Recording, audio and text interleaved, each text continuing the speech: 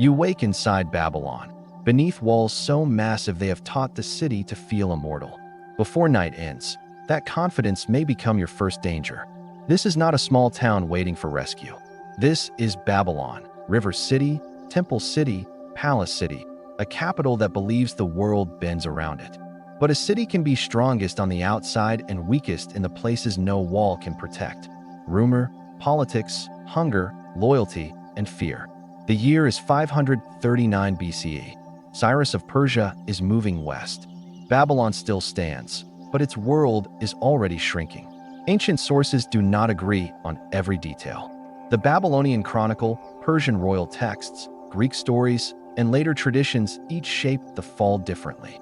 So to survive this night, you must separate what is known from what is told later. The safest story may not be the true one. What seems clear is this: before Babylon itself is taken, the empire has already been wounded.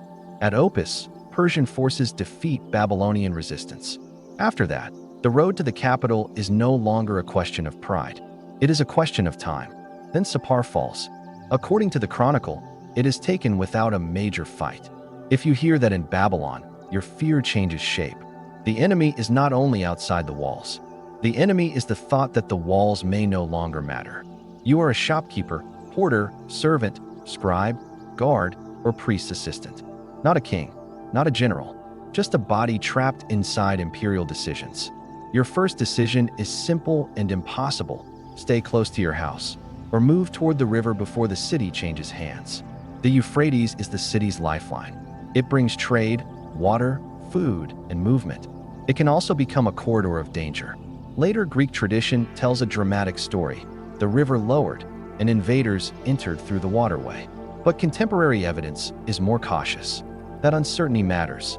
If you are inside the city, you do not know which version of history you are living. Rumors travel faster than soldiers.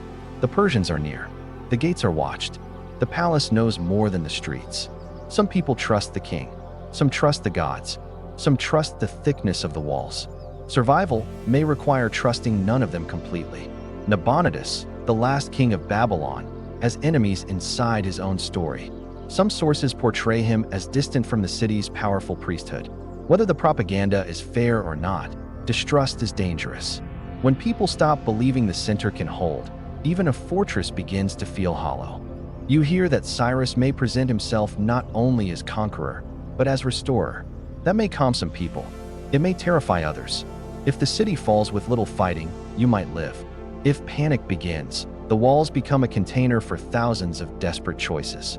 Your survival depends on reading the mood before it turns. The first danger is not a blade. It is confusion. Which gate is open? Which official is lying? Which street will close first? You gather water, a cloak, a small bag of grain, perhaps a seal or coin. Anything more becomes weight. The second danger is loyalty. Do you wait for family? Follow your master? Obey the temple? Or move before duty becomes a chain? In a collapse, the person who hesitates for the right reason can still lose the road. Babylon's size protects you and traps you at the same time. Every district has walls within walls, doors within doors, orders within orders. The palace quarter may be safer from street panic, but closer to power means closer to the moment power breaks. The river quarter may offer movement, but water routes can become ambush routes. The temple district may feel sacred, but stone gods do not stop soldiers from entering a city. You need a rule: move away from crowds, avoid royal corridors, stay near exits, and never let pride decide for you. But pride is everywhere in Babylon. It is carved into gates, built into walls, and repeated in every claim that the city cannot fall. Then comes the sound every city fears, not a battle roar, but a change in the guards. If Persian troops enter quietly, the danger is not less real. Quiet conquest still decides who controls your next breath. Some will kneel, some will hide, some will run. Some will pretend nothing has changed until the new authority is standing in front of them. You must decide how visible to be. In conquest, the wrong kind of attention can be deadly. Carrying wealth may mark you. Carrying nothing may leave you helpless. Survival lies between those two mistakes. The past gives no mercy to the person who looks rich at the wrong gate. If you are a scribe, your tablets may be valuable. If you are a servant, your invisibility may save you. If you are a guard, Your uniform may condemn you. Every role becomes a risk. The city that gave you a place now makes that place visible. Some ancient accounts suggest Babylon was taken with limited resistance. That does not mean it felt safe to the people inside. A peaceful line in a chronicle can still hide a night of fear. You listen for shouting, for wheels, for boots, for orders in a language you may not understand. Information becomes survival. If you move too early, you may walk into soldiers. If you move too late, the gates may be sealed behind the new rulers. You choose the river. The river is low, dark, and watched. Whether later stories about the river are literal or shaped by tradition, every shadow near the water feels like a trap.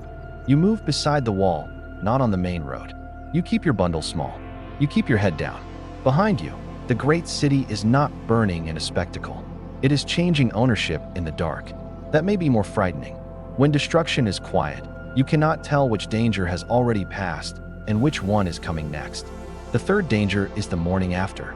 A conquered city wakes under new rules before anyone has learned them. Do you return home? Do you stay hidden? Do you offer obedience? Do you flee before soldiers begin searching districts?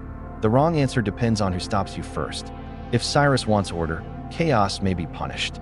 If local officials want to survive, they may sacrifice someone smaller than themselves. You discover a brutal truth. Survival inside an empire is not just avoiding the sword. It is becoming unimportant at exactly the right time. The palace may fall. The temples may continue. The market may reopen. But your life depends on where you stand when power changes hands. Later, royal inscriptions will speak of restoration. Greek stories will speak of clever entry. Chronicles will speak in compressed lines. None of them will carry your fear. For you, Babylon falls one corridor at a time. One closed gate, one whispered order, one stranger at the door. You survive if you move without looking valuable, speak without sounding defiant, and wait without freezing. You survive if you understand that the strongest wall in the world cannot protect a broken decision. By the time Babylon knows it has fallen, the question is no longer whether the city survives. It is whether you do. So imagine the last night. Torches on the walls, rumors in the streets, the river moving in darkness, and a city too proud to hear itself breaking. Would you trust the walls? Would you trust the king? Would you trust the river? Or would you leave before certainty arrives? Could you read the fall before the city admitted it? Could you disappear before power noticed you? Could you survive the fall of Babylon? Could you survive this?